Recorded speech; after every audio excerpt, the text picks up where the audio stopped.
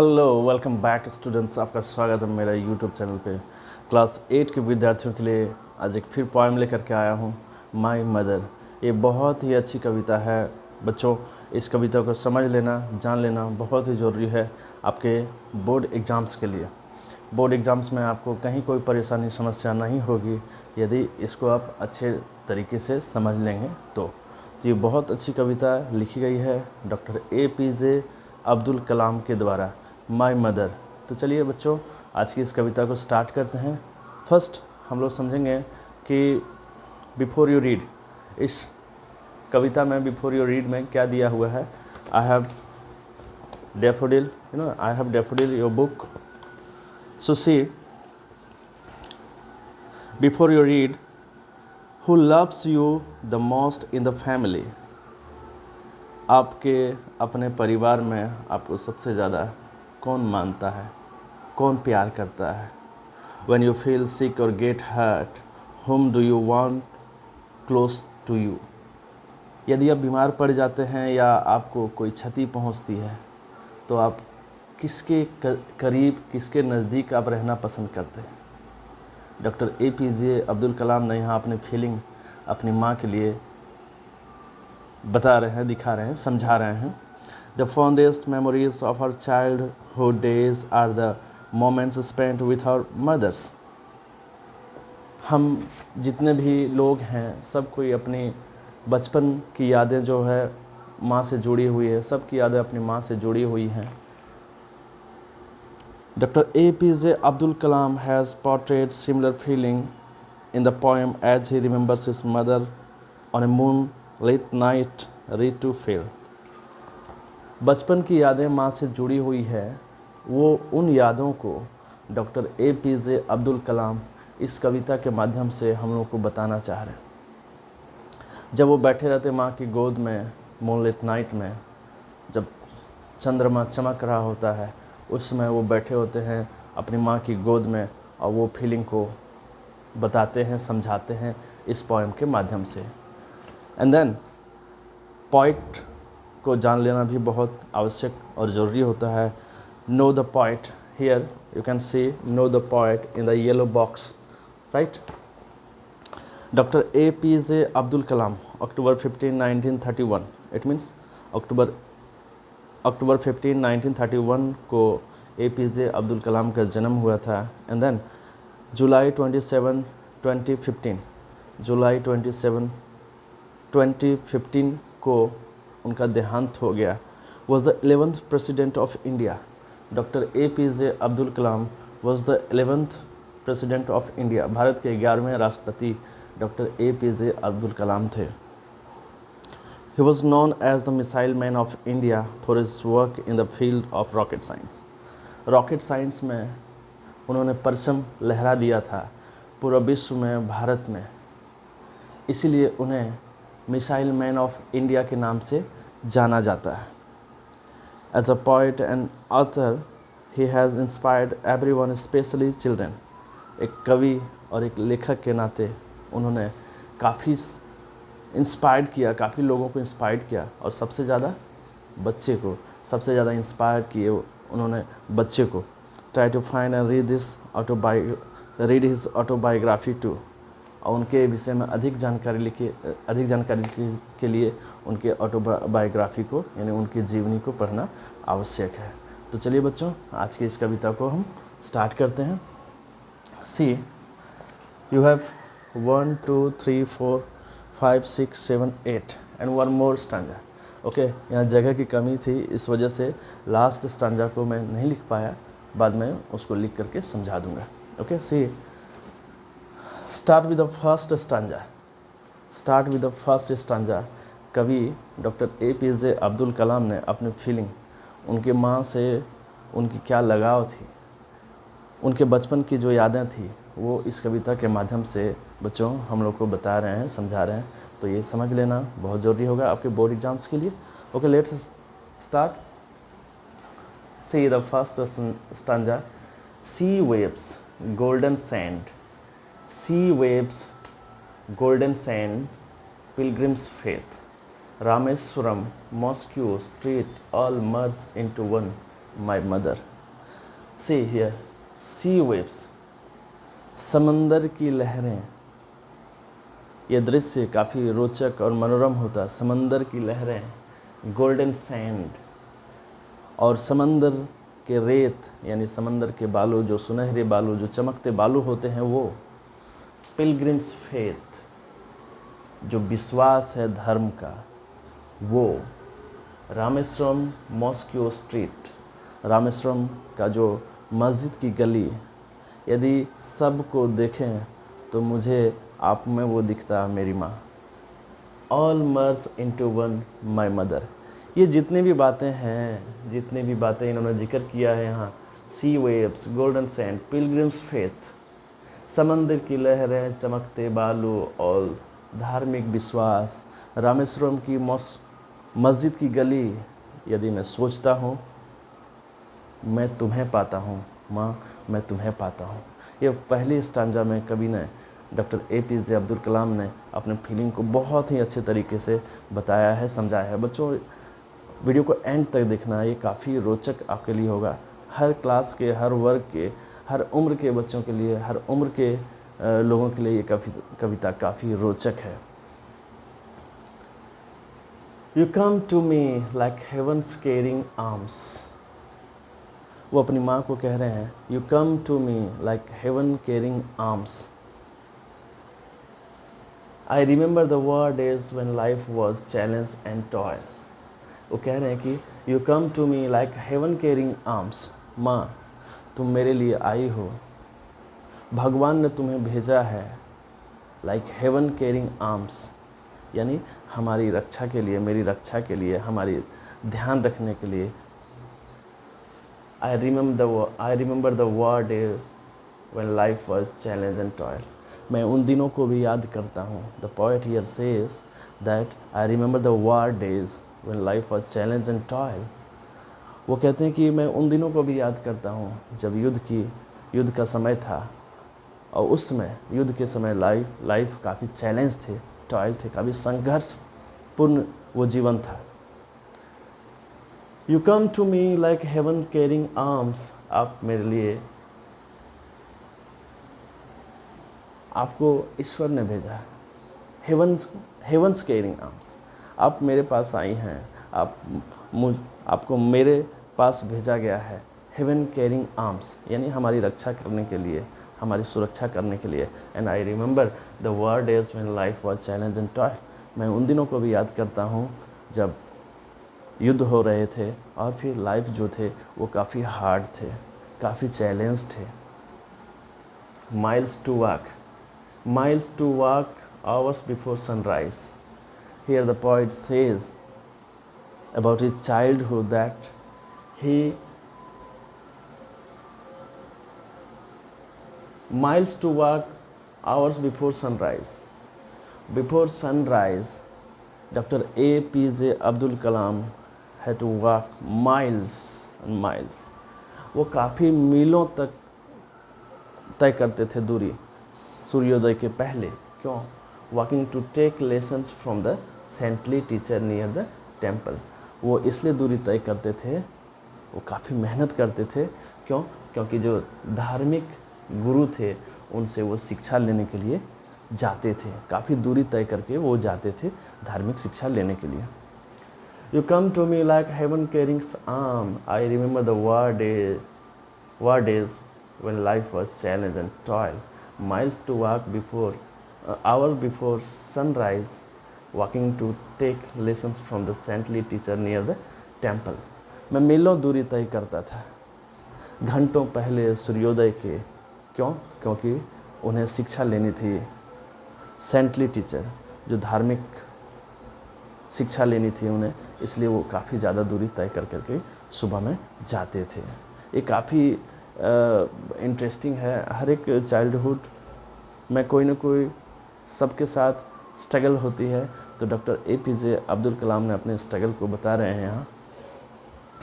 Okay, see the third stanza. Again miles to the Arab teaching school। and then doctor APJ Abdul Kalam अरबी सीखने के लिए काफ़ी दूरी तय कर करके जाते थे, अरबी भाषा को सीखने के लिए। And again miles to the Arab teaching schools.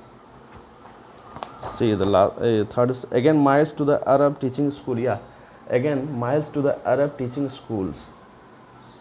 Climb sandy hills to railway station road. See the third stanza. अरबी सीखने के लिए वो काफ़ी दूरी तय करके जाते थे। कहाँ कहाँ और जाते थे? क्लाइम सैंडली हिल्स, वो जो पहाड़ी था, बाली वाला भुरभुरा पहाड़ी जो था, वो उस पहाड़ी को पार करके रेलवे स्टेशन रोड की ओर वो जाते थे। कहाँ पे? अरबी शिक्षा लेने के लिए। Collect distribute newspaper to the temple city citizen. और फिर क्या करते थे? वो न्यूज़पेपर को इकट्ठा करते थे, वो लेते थे अपने पास, और फिर जो सिटीज़न होते थे, शहर के जो लोग होते थे, उनको वो न्यूज़पेपर पहुंचाते थे, उनको बांटते थे। एक कितनी मेहनत किए हैं डॉक्टर APJ अब्दुल कलाम ने अपनी चाइल्डहुड डेज़ में, अपने बचपन के दिनों में। वो यहाँ बता रहे हैं, अपनी माँ को याद कर रहे हैं कि कैसे वो स्ट्रगल, जब वार हो रहे थे, युद्ध हो रहे थे, उन दिनों वो कैसे काफ़ी स्ट्रगल कर रहे थे और कठिन परिश्रम कर करके वो आगे बढ़े थे। Okay, see the fourth stanza here.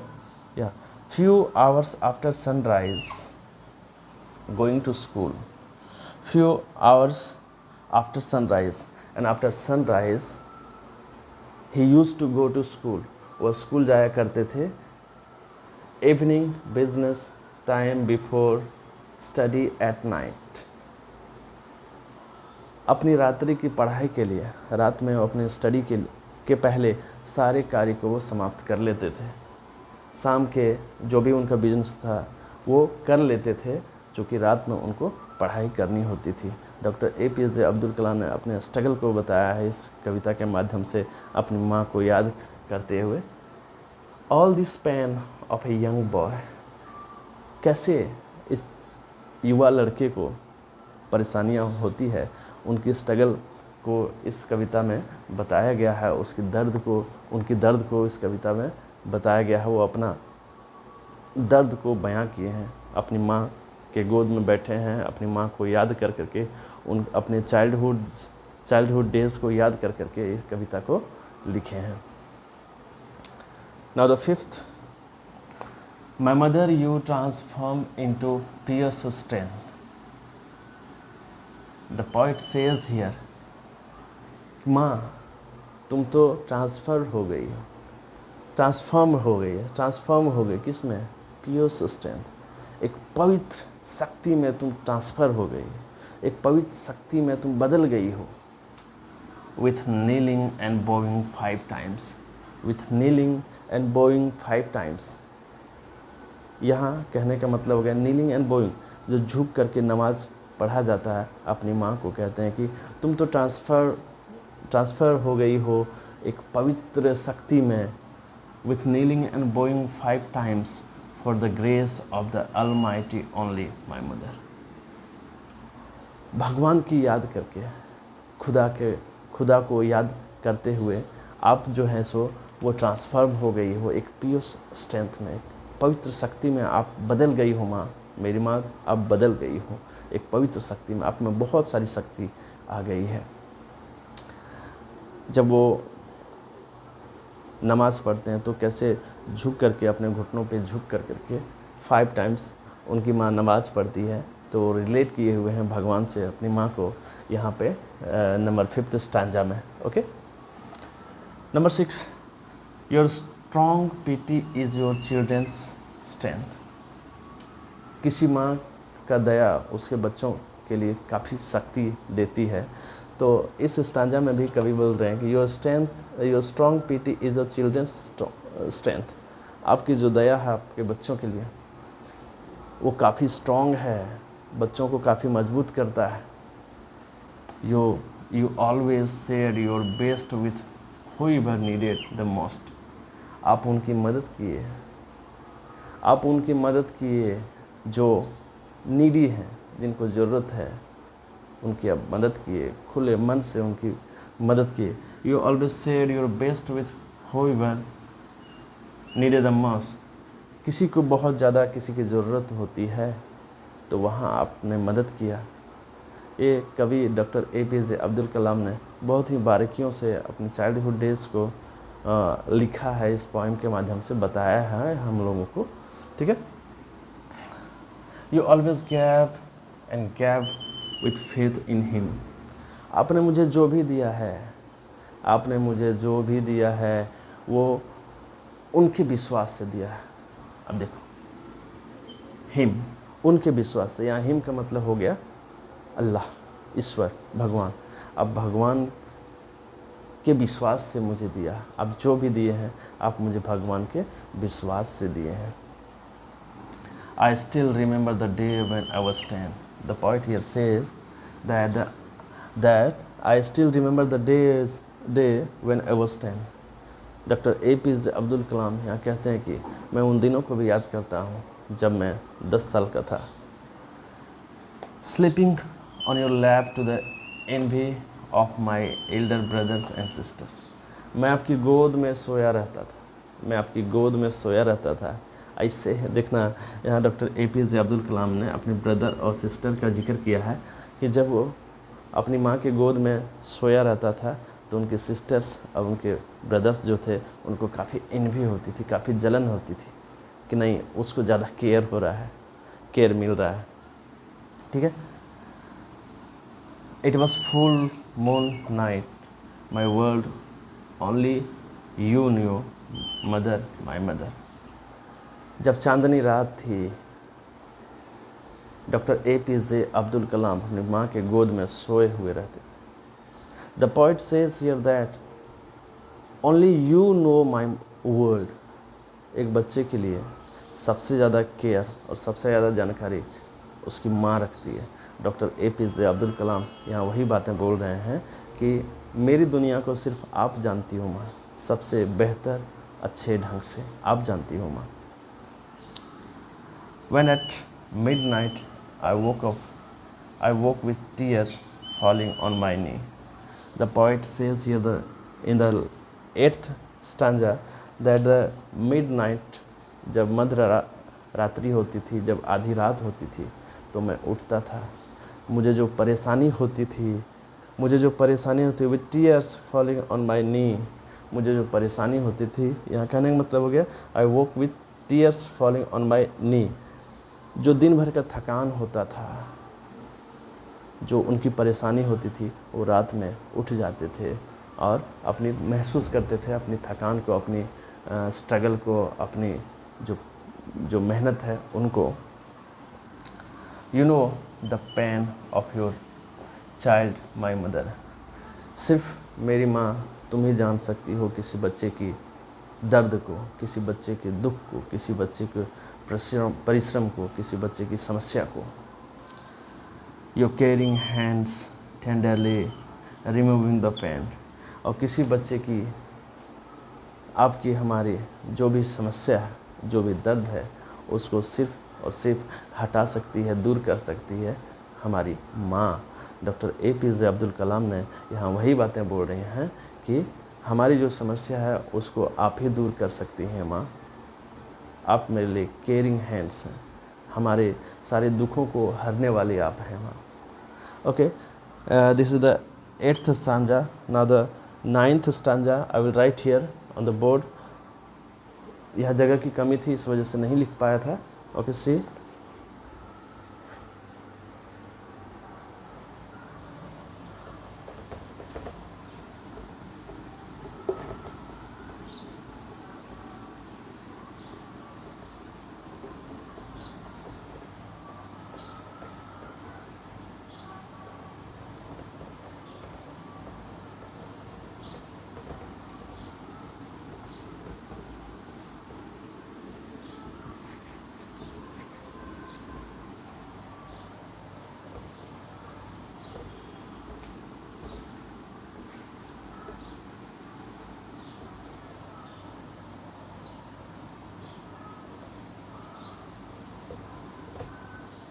okay. Your love, your care,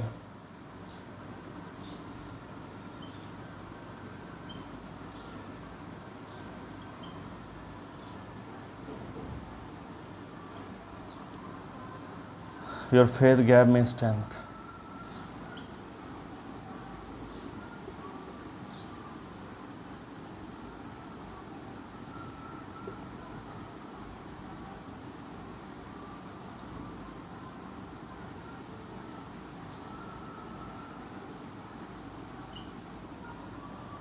To face the world.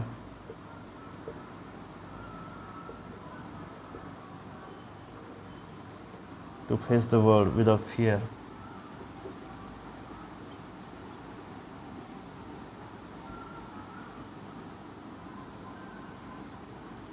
And with his strength.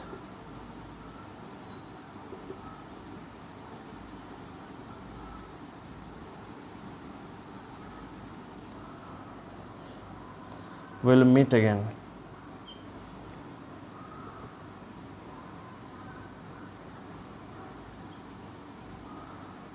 We'll meet again on the great